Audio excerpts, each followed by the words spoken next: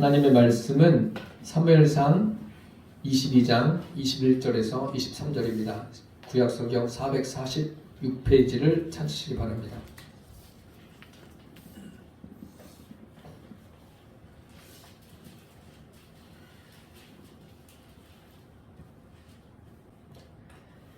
사무엘상 22장 21절에서 23절까지 함께 봉독하시겠습니다. 사울이 여호와의 제사장들 죽인 일을 다윗에게 알림해 다윗이 아비아들에게 이르되 그날에 에돔 사람 도액이 거기 있기로 그가 반드시 사울에게 말할 줄 내가 알았노라. 내 아버지의 집에 모든 사람 죽은 것이 나의 탓이로다. 두려워하지 말고 내게 있으라. 내 생명을 찾는 자가 내 생명도 찾는 자니 내가 나와 함께 있으면 안전하리라 하니라. 아멘. 사무엘상 22장 21절에서 23절 말씀으로 인생은 분별력이다, 이라는 제목으로 함께 은혜를 나누겠습니다.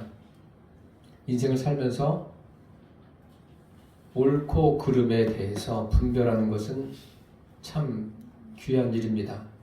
이 분별력은 인생에서 어떤 의미에서는 가장 중요하다고 말할 수 있습니다. 구원도 역시 분별력과 관계가 되지 않습니까? 그래서 성경에 보면 이 분별력에 관한 내용들이 여러 곳에 기록되어 있습니다. 한두 가지 여러분들에게 말씀드리면, 다윗이 이스라엘을 통치하다가 이제 세상을 떠날 때가 되었습니다. 그 아들 솔로몬에게 유언하고 떠납니다. 솔로몬은 아버지의 바통을 받아서 나라를 이끌어가야 되는데 여러 가지 고민거리가 생긴 거죠. 이 나라를 어떻게 이끌어갈까? 하나님 앞에 기도할 때 하나님께 그렇게 구합니다. 하나님, 저에게 듣는 마음을 주사 선악을 분별하게 하옵소서. 선악이라고 해서 좋은 것, 나쁜 것, 옳은 것, 그른 것, 그런 차원이 아닙니다. 이 선악의 구별이라는 것이, 분별이라는 것이 하나님의 뜻 안에서예요. 우리는 어떤 사전적인 의미를 가지고 이것은 옳은 거야, 이것은 그른 거야, 이렇게 말하는데, 제가 지금 여러분들에게 말씀드리는 분별력은 사전에 있는 그러한 범주에서의 분별력이 아니라 성경 안에서의 분별력, 결국은 하나님의 뜻이 어디에 있는가, 그것을 여러분들이 아셔야 된다는 거예요. 그것은 내 인생을 살아가면서 또 내가 속해 있는 어떤 사회, 국가, 이 세계, 그곳에서 하나님의 뜻이 무엇인가를 명확하게 알고 계셔야 돼요. 오늘도 말씀을 들으면서 그럼 하나님의 뜻이 무엇인가, 그것을 깊이 생각해 보세요. 그래서 사도 바울은 로마에 있는 교인들에게 편지를 보내면서 그 로마에 있는 교인들에게 편지를 보낼 때 그 편지는 로마에 도착해서 보낸 게 아니죠. 로마에 도착하기 전에 편지를 보내지 않습니까? 거기에 보면 이런 내용이 있습니다. 그러므로 내 사랑하는 형제들아, 내가 하나님의 모든 자비하심으로 너희를 권하노니 너희 몸을 하나님이 기뻐하시는 거룩한 산 제사로 제물로 드리라.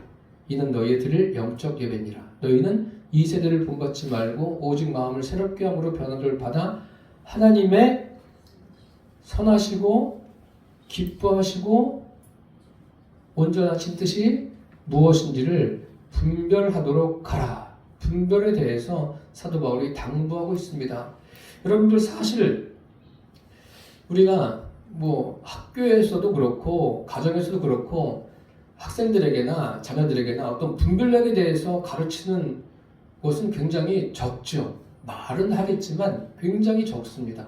그런데 이 분별력은 인생에서 가장 중요한 것을 여러분 잊지 마셔야 됩니다. 인생은 분별력입니다.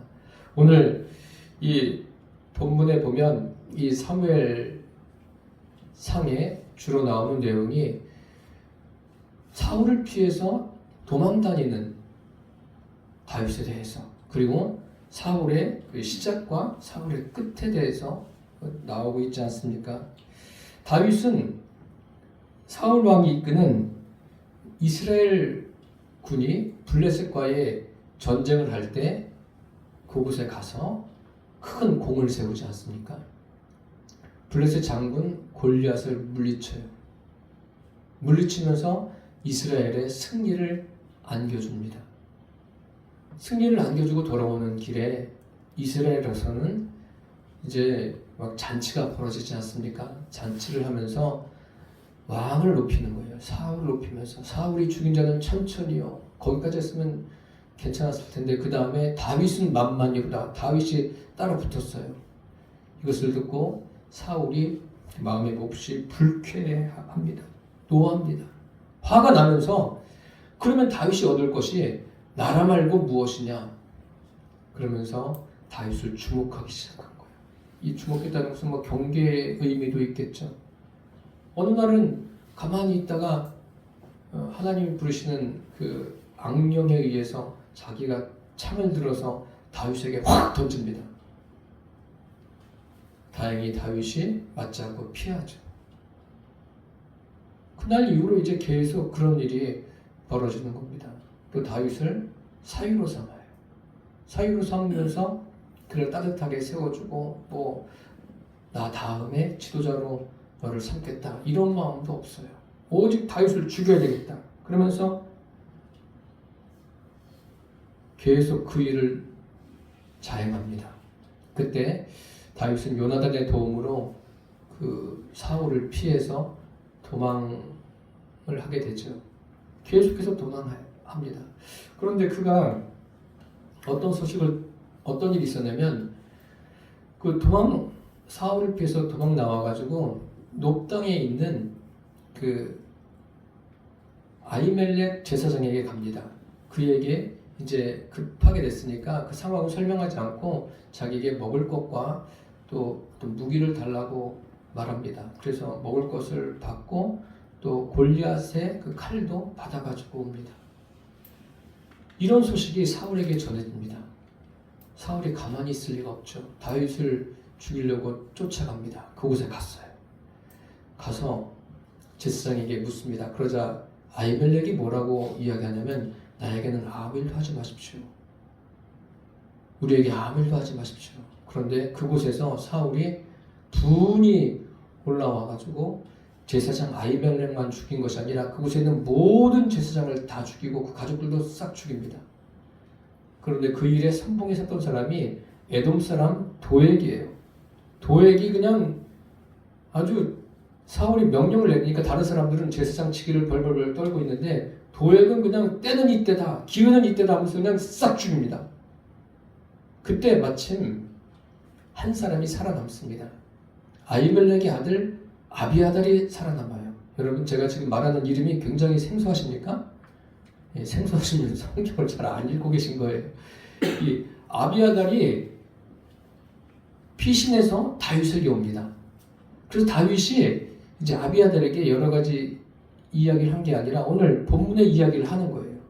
여기에서 다윗이 그 아비아달에게 말하는 내용을 보면서 분별력이 무엇인가를 우리 오늘 한번 같이 생각해 보셨으면 좋겠습니다. 첫째로 분별력은 나를 먼저 돌아보는 데 있습니다.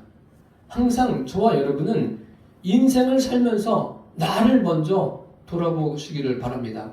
그런데 우리 대한민국뿐만 아니라 세계적인 사회 구조가 누구를 먼저 돌아봅니까? 상대방을 먼저 봐요. 눈이 앞에 있으니까 앞에 보이는 게 상대방이잖아요. 그래서 상대방을 보는 건지 모르겠지만 나는 안 보고 먼저 상대방을 봐요. 지금 그 대한민국의 어려우며 누구 탓할 거 없어요. 자꾸 상대방을 보면서 상대방을 공격하니까 이런 어려움이 온 거예요. 지금 이게 뭐 한두해 그렇게 돼서 된 것이 아니에요. 계속 그렇게 쌓여서 이제 폭발해 버린 거예요. 오늘 본문에 보십시오. 이 아비아달이 다윗에게 가서 그 녹당에서 있었던 일을 다 이야기하죠. 이야기하는데 사울이 와서 제사장들을 다 죽였어요. 그런데 누가 거기에 선봉했었어요? 도액이 선봉에 섰습니다. 다윗이 뭐라고 그럽니까?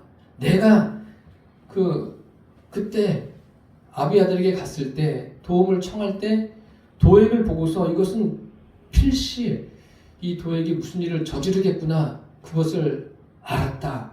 그렇게 이야기하지 않습니까? 도액은 사실 사울의 측근이에요. 사울왕의 측근이고 목자장입니다. 그 목자들을 관리하는 그런 사람이에요. 그러니 사울에게 여러 가지 있었던 일, 특히 다윗에 관한 일을 이야기하지 않겠습니까? 그럼 이런 이야기를 들었으면 다윗이 어떻게 해야 돼요? 막 그냥 화가 치밀어 오르고 내가 사울을 반드시 죽이겠다. 이렇게 돼야지 않겠습니까? 예? 내가 원수를 갚겠다. 이게 우리 일반적인 상식 수준에서 생각할 수 있는 것 아닙니까? 그래서 다윗이 그렇게 이야기하지 않아요? 어떻게 이야기하는지 들어보세요. 다윗이 이렇게 이야기합니다. 복수의 칼을 갈지 않고 내 아버지 집에 모든 사람 죽은 것이 뭐라 그럽니까? 나의 탓이로다. 한번 따라서 보세요. 나의 탓이로다.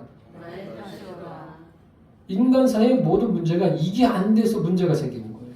다 네 탓이에요. 너의 탓인 것이다. 다 자기가 잘했대요. 모르겠습니다. 사람들은 자기 잘난 맛에 사는지 모르겠지만 하나님은 그런 것을 그냥 간과하지 않으십니다. 다윗이 모든 것이 나의 탓이라고 말합니다. 사건의 유형마다 차이가 있겠지만 여러분 한번 상식적으로 생각해 보십시오. 어떤 문제가 발생했을 때 이것은 내가 잘못한 겁니다. 이렇게 말하기가 쉽습니까? 어렵습니까?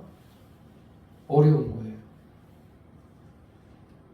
이 사건의 원인 제공자는 접니다. 이게 쉬울 것 같아도 어려운 거예요. 그러면은 왜 어려울까요? 여러분들 이곳에 인생을 많이 살아오신 분들도 계시지 않습니까? 생각해 보세요. 왜 어려울까요? 사람이 나빠서 그런 게 아니에요. 사람이 나빠서 그런 것이 아니라 그게 사람이에요. 우리는 그 모든 가전제품 살 때도 뭐가 들어있죠? 그 안에 그 제품에 대한 설명서가 들어있지 않습니까? 그 설명서를 읽어보고 사용하는 사람보다는 읽어보지 않고 사용하는 사람들이 훨씬 많아요. 들어서 그냥 눌러보고 막 이렇게 저렇게 해보고. 근데 읽어보셔야 돼요. 우리 인생도 마찬가지예요. 인생의 사용 설명서가 어디에 있습니까? 성경이 인생의 사용 설명서예요. 그런데 이 성경도 안 읽어보고 세상을 사는 것은 참 용감하다고 해야 되는 건지 뭐라고 말해야 되는 건지 모르겠습니다. 성경이 인생의 사용 설명서예요. 사람의 원리가 여기에 기록되어 있어요. 인생의 원리가 여기에 기록되어 있는 거예요. 그러니까 지금 대한민국이든 뭐 어느 나라든 일어나는 일들을 보면 깜짝깜짝 놀래요. 놀랄 거 없어요. 그게 사람이라니까요. 한번 보십시오. 아담과 하와가 범죄할 때 범죄했죠. 깨달았어요. 알게 된 거예요. 우리가 무슨 일이 좀 생겼구나. 그러면 하나님께 가서 하나님 이만저만해서 이렇게 됐습니다. 이게 참 잘못됐네요. 용서해 주세요. 이렇게 해야 맞는 거예요. 그런데 그렇게 하지 않습니다. 어떻게 하죠? 여러분 잘 알고 계신 대로 아담은 선악과를 먹은 후에 뭐라고 그래요? 하나님, 내가 언제 하나님께 이 하와를 달라고 그랬습니까? 하나님이 주셔서 함께한 이 여자가 주어서 먹게 했습니다. 결국은 1차적인 원인은 누구라는 거예요? 1차적인 원인 제공자는 하나님이시라는 거예요. 말을 기가 막히게 잘해요. 참. 그러니까 하와도 옆에 듣지 않았겠습니까? 듣고 있다가 뭐라고 그래요? 똑같이 금방 배웠어요. 부창부수란 말 있잖아요. 남편의 말을 듣고 뭐라고 그래요? 이 뱀이 나를 유혹해가지고 이 뱀이 나한테 먹기 위해서 내가 먹었습니다. 책임을 다 또 맡기지 않습니까? 성경의 많은 사건들을 보면 이렇게 책임을 떠맡기는 것뿐만 아니라 죄를 감추려고 하는 것이 사람의 원리예요. 가인이 그 아우 아벨을 죽입니다. 얼마나 큰 사건입니까? 인류 최초의 살인 사건인데. 그러면 하나님이 내 아우 아벨이 어디 있느냐? 가인이 뭐라고 말합니까? 제가 이만저만해서 이런 일을 저질렀습니다. 잘못했습니다. 이러면 좀 뭐가 달라졌을 텐데 뭐라고 말합니까? 하나님께 대고서 참 간도 커요. 내가 내 아우를 지키는 자입니까? 사람이 그런 거예요. 사람이 잘못을 저질러 놓고도 거짓말하고 자꾸 은폐하려고 하고 속이려고 하는 게 저거 나쁜 놈이네. 아니, 사람이 그렇다니까요. 사람이 다 거기서 거기에요. 큰 차이가 없습니다. 이것이 사람이에요. 오늘날 한국 정치를 보고서 실망할 거 없어요. 그게 사람이 그런 거예요. 그 수준에서 벗어나려면 거기 있는 사람들이 다 성령을 받아야 돼요. 성령이 그 사람 안에 들어가서 통치를 하면 대한민국 정치는 바뀌어요. 완전히 바뀝니다. 그렇게 되지 않고서는 늘 그 상태대로 그냥 조금씩 가는 거예요. 뭐 누가 더 잘하고 누가 더 잘못하고 그런 것도 없어요. 이것을 여러분 분별할 줄 알아야 돼요. 야, 사람이 저렇구나. 사람이. 그것을 아셔야 됩니다. 뭐 다윗은 뭐 특별합니까? 다윗도 잠시 그런 경험을 하지 않습니까? 밧세바를 범한 후에 어떻게 해서든지 그 밧세바를 자기가 강간한 것을 덮으려고 애쓰지 않습니까? 덮어집니까? 덮어져요? 덮어졌습니까? 하나님께서 나단 선지자를 보냅니다. 나단 선지자를 보내니까 그 말을 듣고서 회개하지 않습니까? 애통해야 하지 않습니까? 그러면서 주의 성신을 내게서 거두지 마시고 구원의 즐거움을 내게 회복시켜 주옵소서. 주님 앞에 그렇게 구하지 않습니까? 참 그런 거예요. 인생이. 왜 나단 선지자를 보낸 거예요? 자신을 돌아볼 수 있는 기회를 주신 거예요. 너를 돌아보라는 거예요. 우리가 겪는 크고 작은 일들을 통해서 나를 돌아봐야 돼요. 누구를 돌아봐야 된다고요? 나를 돌아봐야 되는데 자꾸 손가락을 들고 상대방을 가르치면서 저놈이 잘못이야, 저놈이 잘못이야. 이렇게 해서는 어떤 문제도 해결할 수가 없습니다. 지금은요, 자신을 돌아볼 때예요. 나 자신을 돌아보는 거예요. 다윗도 그렇게 하지 않았습니까? 나를 돌아보는 것이 분별의 시작입니다. 나를 돌아보는 것이 예수님의 표현으로 하면 뭐예요? 자기 부인인 거예요. 자기를 부인해야 돼요. 어떤 분은 자기 부인하라니까 그냥 깜짝 놀래가지고 굉장히 불쾌한 게 저한테 이야기하는 것을 제가 들은 적도 있습니다. 나를 부인해야 돼요. 나를.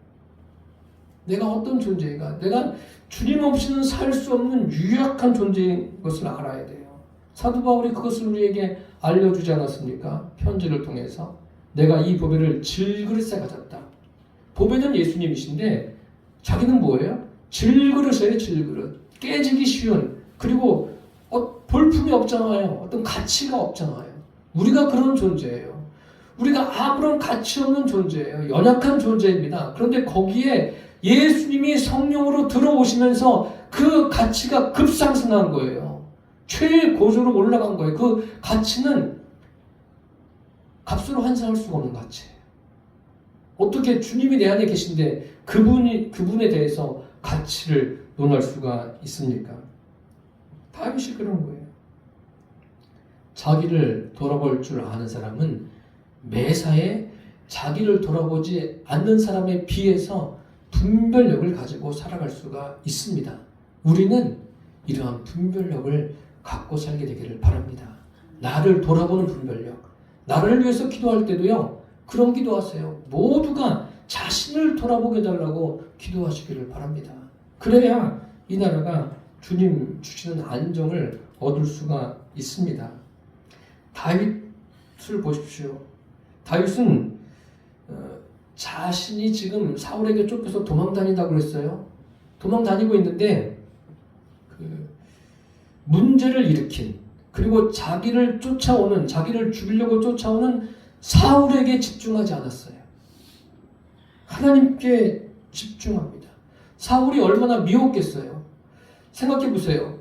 얼마나 고달픕니까? 그 긴 시간을 사울을 피해서 도망다니고, 이쪽에 가면 또 이쪽으로 쫓아오고, 저쪽에 가면 저쪽으로 쫓아오고. 요즘이 아니길 다행이죠. 요즘은 뭐 어디든지 그냥 앉아서도 다 알지 않습니까? 그 당시니까 다행인 거예요. 그런데 이렇게 쫓아다니는 상황에서 다윗은 오히려 믿음이 더 깊어졌어요. 한 번은 엔게디 황무지 거기 굴에 있는데 그 굴에 사울과 같이 있게 된 거예요. 그러니까 다윗의 그 측근들이 기회입니다. 사울을 쳐 죽일 기회입니다. 얼마나 좋은 기회예요. 대한민국 사람 같았으면 벌써 죽였을 거예요. 그런데 다윗이 뭐라고 말합니까? 이렇게 말해요. 여호와의 기름 부음을 받은 내 줄 내가 치지 않겠다. 그 치는 것은 여호와께서 금하신 것이다.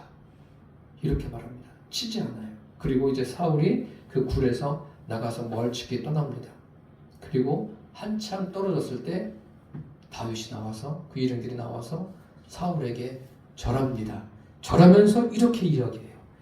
여호와께서 재판장이 되어 나와 왕 사이에 심판하사 나의 사정을 살펴 억울함을 풀어주시고 나를 왕의 손에서 건지시기를 원합니다.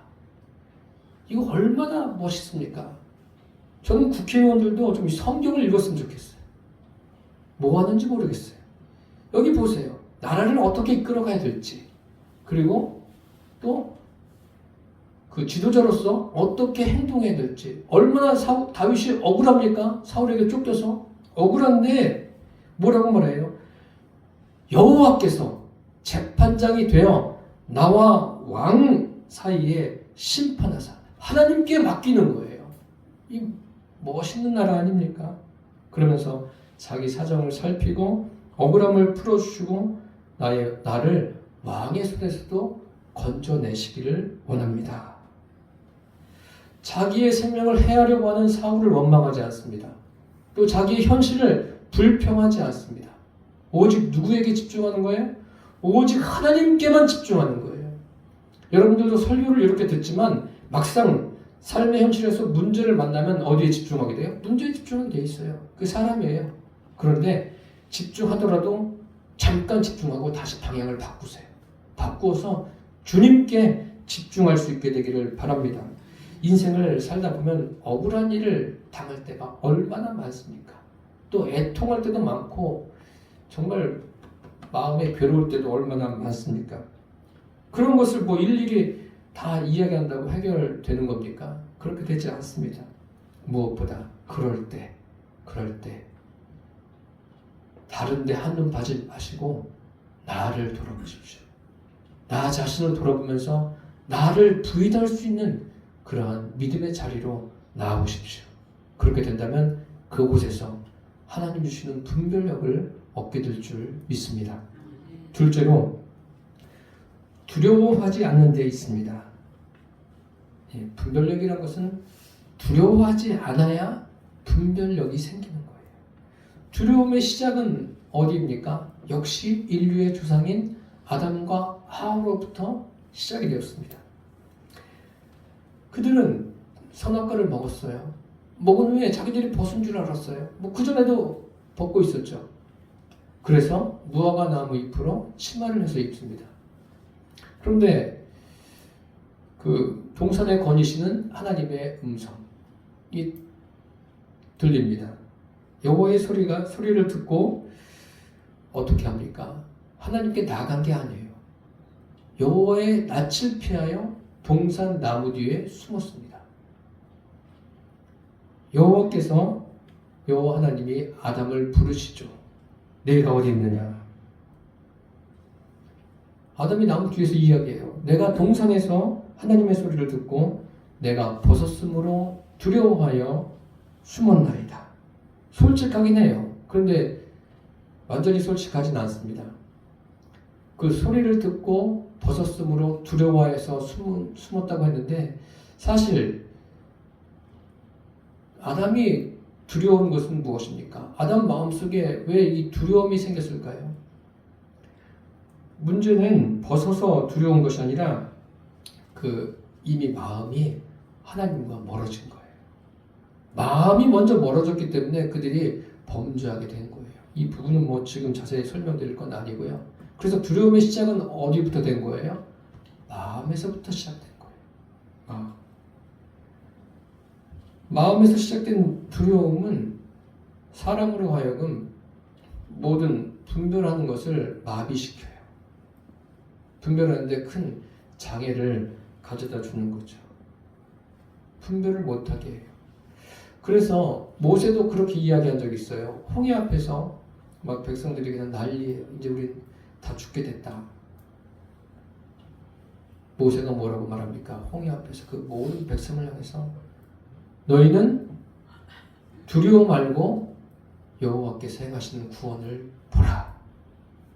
두려워 말라고 말하지 않습니까? 그 모든 염려하고 근심하고 걱정하고 이런 것도 다 뭐예요? 첫 번째가 두려움이에요. 사람의 마음에 두려움이 임하면 그때부터는 뭐예요? 오만 가지 일어나지도 않은 일들을 다 일어난 것처럼 생각하는 거예요.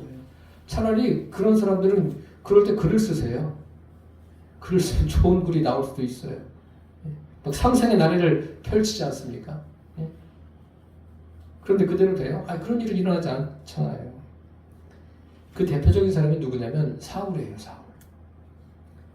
그 블레셋과 전쟁할 때 여러분들 잘 아시는 대로 처음에 전쟁할 때 골리앗이 나와서 막 그냥 협박하지 않습니까? 하나님을 모욕하고 협박해요.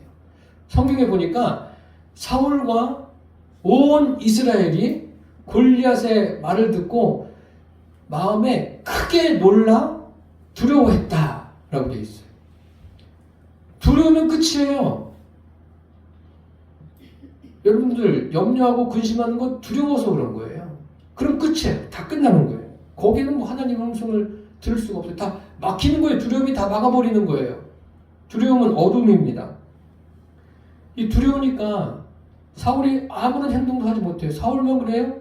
이스라엘 군들은 가만히 있는 게 아니에요. 막 두려워 떨고 도망가는 사람도 생기고 용기도 없는 거예요. 용기도. 그게 뭐냐면 골리앗의 그 말에 붙들리는 거예요. 말에 그냥 매여가지고 가만히 있는 거예요. 아무것도 못해요. 그것도 조석으로 나와서 40일을 그렇게 하는데 가만히 있는 거예요. 그러니까 이제 이스라엘은 완전히 끝난 거예요. 이제 블레셋이 승리한 겁니다. 그 상황을 보면 두려움 때문에 진 거예요. 이제 블레셋이 군사적으로 전략이 뛰어나고 전술이 뛰어나고 군인들도 훌륭하고 이것은 접어두고 이미 골리앗이 계속 이야기하는 것 때문에 그들 마음에 두려움이 그냥 꽉 임해서 두려움에 사로잡혀서 더 이상 싸울 수가 없는 거예요. 전쟁은 끝난 거예요. 진 거예요. 사울도 보세요. 두려우니까 아무런 판단도 내리지 못하지 않습니까? 차라리 두려울 바에는 일단 어떻게 하는 게 좋아요?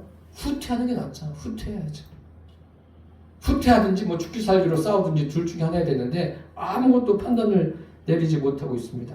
이렇게 두려움은 분별력을 잃어버리게 만듭니다. 그런데 이런 위경에서 어떤 일이 생겼습니까? 하나님께서 다윗을 보내신 거예요. 위경에서. 다윗을 보내셔서 이스라엘을 구원하셨는데 위경에서 다윗을 보내셨다는 것은 뭐예요? 다윗이 갔다는 것은 하나님의 말씀이 간 거예요. 그래서 성경에 그런 말씀 있지 않습니까? 위험한 지경에서 말씀을 보내사 우리를 건져내달라고 시편 기자가 노래하고 있지 않습니까? 그런 거예요. 하나님이 말씀을 보내셨어요. 그 말씀으로 나타난 게 다윗 아닙니까? 그래서 승리했어요. 그렇다면 사울도 하나님이 이렇게 역사하셨구나. 그러면서 하나님의 말씀을 의지해서 두려움을 몰아내고 하나님을 온전히 섬기면서 살았으면 좋았을 텐데 두려움에 한번 잡히니까 계속 두려움에 끌려다니는 거예요. 사울의 그 다음을 보세요. 전쟁 후에 돌아오는데 사울이 죽인 자는 천천히고 다윗은 만만이로다. 여기에서 마음이 확 상해버려요. 마음이 상한 거예요. 그만큼 두려운 마음이 계속 있으니까 조금만 일해도 그냥 상처를 받는 거예요. 이게 상처 많이 받는 사람들 보면은 그 마음에 문제가 있는 거예요. 상대방들도 문제도 있을 수 있겠지만 1차적인 본인의 문제입니다. 이 사울이 왜 이런 거예요? 왜 이 두려움에서 떠나지를 못합니까? 그 다윗이 돌아왔을 때 성경에 보니까 여호와께서 사울을 떠나 다윗과 함께 계심으로 사울이 그를 두려워한지라. 결국은 하나님이 떠났기 때문에 두려운 건데 사울은 그것을 몰라요. 그것을 모르고 누구 때문에 두렵다고 생각해요? 다윗이 내 자리를 차지할 것이다. 다윗에게 집중하는 거예요. 여러분 어떤 일 생길 때 사람에게 집중하지 마십시오. 사건에 집중하지 마십시오. 어떤 여러 가지 일들에도 집중하지 마세요. 오직 살아계신 하나님께 집중하는 그런 믿음을 가지고 나아가게 되기를 바랍니다. 사건이나 사람에게 집중하면 뭐가 생겨요? 두려움이 생겨요. 100% 두려움이 옵니다. 지금 사울이 두려워하는 것은 무엇 때문이에요? 하나님이 떠나시고 다윗이 하나님과 함께하는 것을 보니까 두려운 거예요. 그럼 하나님 앞에 엎드리는 게 맞는 거 아니에요? 하나님께 엎드려서 하나님 내가 왜 이렇습니까?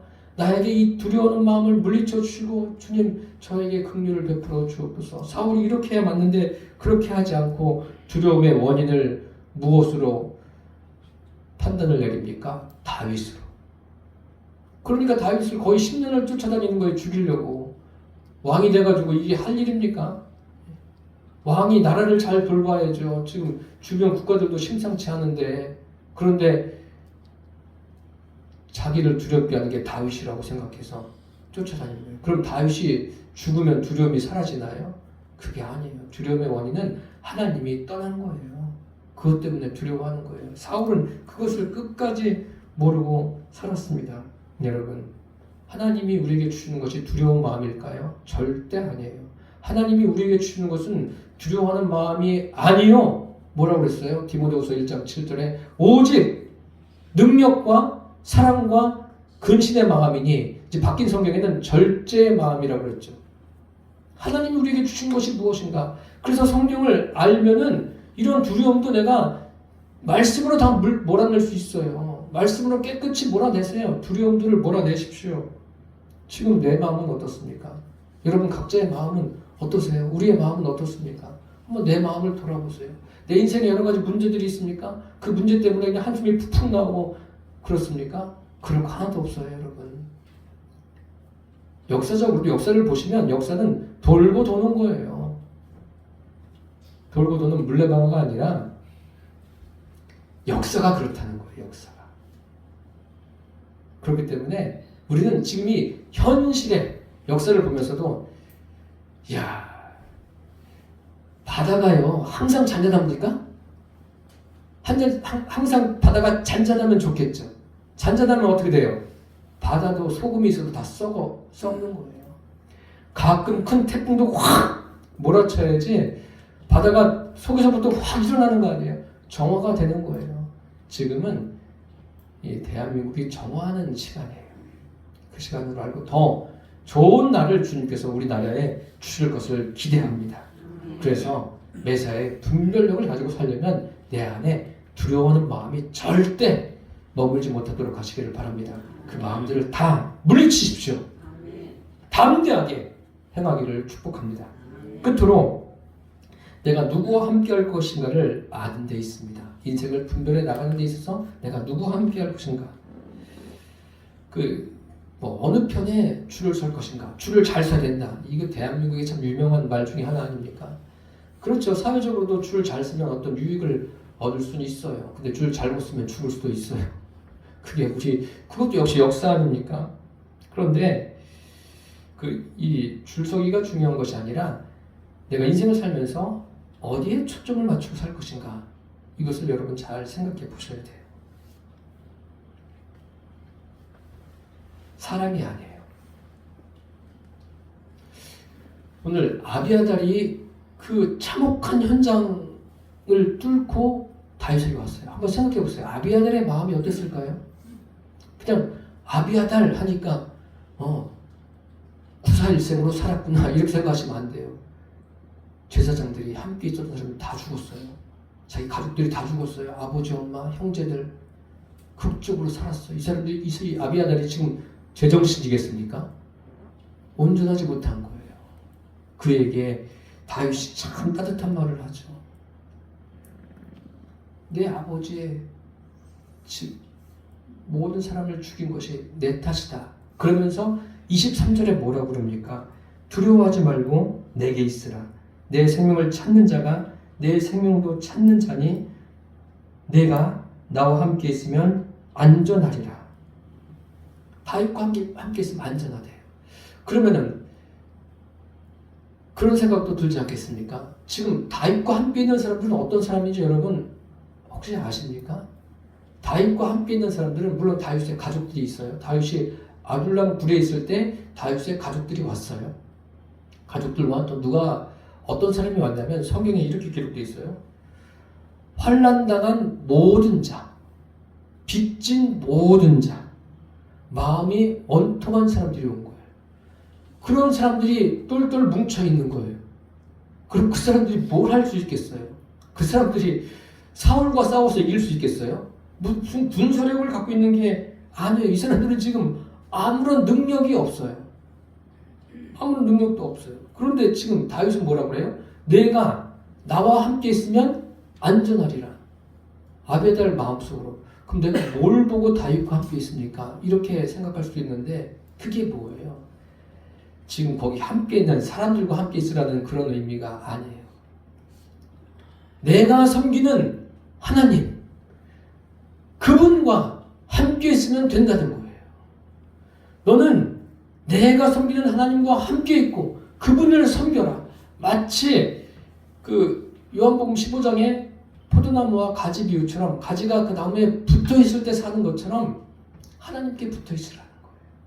그럼 하나님이 지금 우리의 모든 상황들을 아시고 우리를 책임져 주시고 보호하시고 지켜주신다. 그런 의미가 되겠습니다. 결국 아비아달에게 그 큰 인생의 상처를 받은 마음이 굉장히 혼란스러운 아비아달을 위로하면서 그에게 하나님께 집중해라.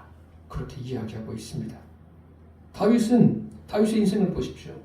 만군의 여호와께서 함께 하심을 믿었어요.